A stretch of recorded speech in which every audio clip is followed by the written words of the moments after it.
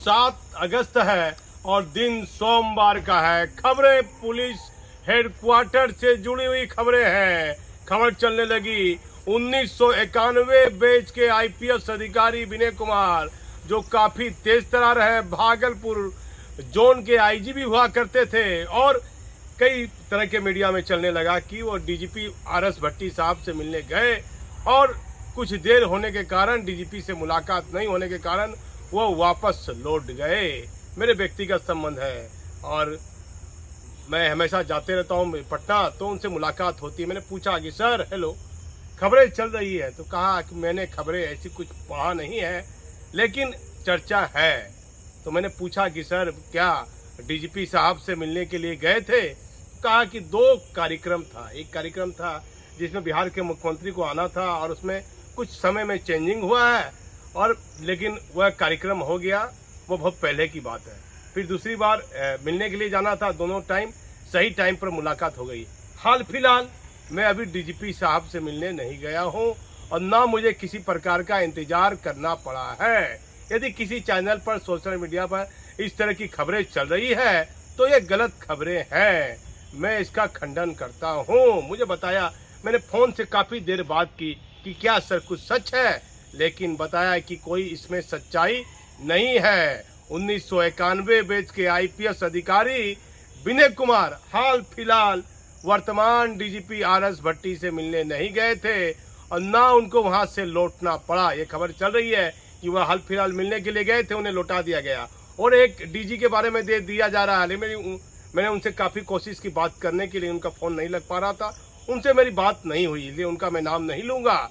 लेकिन 1991 बैच के आईपीएस अधिकारी विनय कुमार जी से मेरी बात हुई और उन्होंने इस खबर का खंडन किया। उन्होंने कहा हाल फिलहाल में मिलने नहीं गया हूं, 2 बार मुलाकात हुई है, दोनों ही कार्यकलाप के मामले में मुलाकात हुई है और सही टाइम पर मुलाकात बातचीत के दौरान समय लेने के बाद हो गई है। उसके बाद ना मुलाकात है, ना मैंने मिलने की कोई कोशिश। बिना काम के बिना मैं किसी भी आईएएस और आईपीएस अधिकारी से मिलने नहीं जाता हूं। आप देखिए चर्चा होने लगी, कई तरह की चर्चा है। अगस्त का महीना है, पुलिस मुख्यालय गर्म है, बहुत सी बातें हैं, बहुत सी खबरें हैं जिसे मैं अपने चैनल के माध्यम से नहीं बता सकता हूं, लेकिन पुलिस हेडक्वार्टर गर्म है। क्या बिहार में वापस केंद्रीय प्रतिनियुक्ति पर लौटना चाहते हैं आरएस भट्टी? क्या वास्तव में ही माननीय मुख्यमंत्री नीतीश कुमार ने कुछ कह दिया? कहा जा रहा है कि मुजफ्फरपुर की घटना के बारे में दिया जा रहा है कि मुख्यमंत्री के कहने के बाद अब मुजफ्फरपुर आरएस भट्टी पहुंचते हैं। लेकिन हमारे पास जो जानकारी है, बिना राज्य सरकार के मुखिया के कहे उन्होंने पहले एडीजी एसटीएफ को भेजा और उसके बाद खुद वह स्वतः चले गए।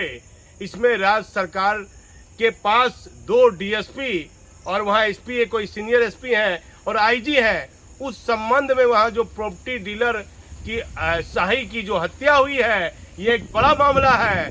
उस संबंध में कुछ अंदर की बात, कुछ बड़ी जानकारी राज्य के मुखिया को वर्तमान डीजीपी ने दी होगी। इस बीच कोई वार्तालाप हुई होगी, लेकिन चर्चाएं चल रही है कि सीएम ने ये कह दिया, वो कह दिया। हमारा चैनल उसकी पुष्टि नहीं करता है, लेकिन ये खबर हमारे पास में सच है कि राघव दयाल जो टाउन डीएसपी थे और मनोज कुमार पांडे जो मुजफ्फरपुर के पूर्व डीएसपी थे, उस मामले में कुछ रिपोर्ट गई होगी टाउन डीएसपी के मामले में और उनको हटाया गया। कई इंस्पेक्टर दरोगा को हटाया गया। वहां के सीनियर एसपी और मुजफ्फरपुर के आईजी के मामले में जरूर वर्तमान डीजीपी ने सरकार के मुखिया को कुछ कहा होगा, ये भी चर्चा है। लेकिन जो खबरें चल रही है कि फलना अधिकारी मिलने के लिए गया और डीजीपी साहब ने लौटा दिया, तो उन अधिकारियों से मैंने बात करने की कोशिश की, जिसमें एक आईपीएस अधिकारी है विनय कुमार, उनसे बात हुई, उन्होंने इस बात से साफ इनकार कर दिया है। अब क्या होगा पुलिस मुख्यालय में? क्या बड़े बड़े अधिकारियों का तबादला होगा? क्या वास्तव में आरएस भट्टी बिहार में अपनी सेवा नहीं देना चाहते हैं? कई तरह के सवाल उठ रहे हैं, कई तरह की चर्चा उठ रही है। क्या सिलवर्धन सिंह साहब 31 अगस्त को रिटायर कर जाएंगे और सीआईएसएफ के डीजी पद पर केंद्रीय प्रतिनियुक्ति पर क्या भट्टी साहब अगस्त महीने में ही लौट जाएंगे? कई तरह की चर्चा हो रही है। कोई कहता है लोकसभा चुनाव के बाद जाएंगे, कोई कहता है जिस व्यक्ति ने अपने जीवन में कभी गलत नहीं किया, भ्रष्टाचार का कोई आरोप नहीं है, वह व्यक्ति, वह 1990 बैच के आईपीएस अधिकारी आरएस भट्टी अपने सिद्धांतों पर अपनी कार्यशैली में कोई बदलाव लाना नहीं चाहते हैं।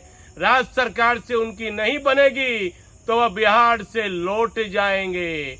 चर्चा हो रही है आईएएस और आईपीएस अधिकारी के बीच में। अब क्या होगा ये तो बता पाना कठिन है, लेकिन कई तरह की चर्चाएं हैं जो मैं अपने चैनल के माध्यम से उन शब्दों का प्रयोग नहीं कर सकता हूं।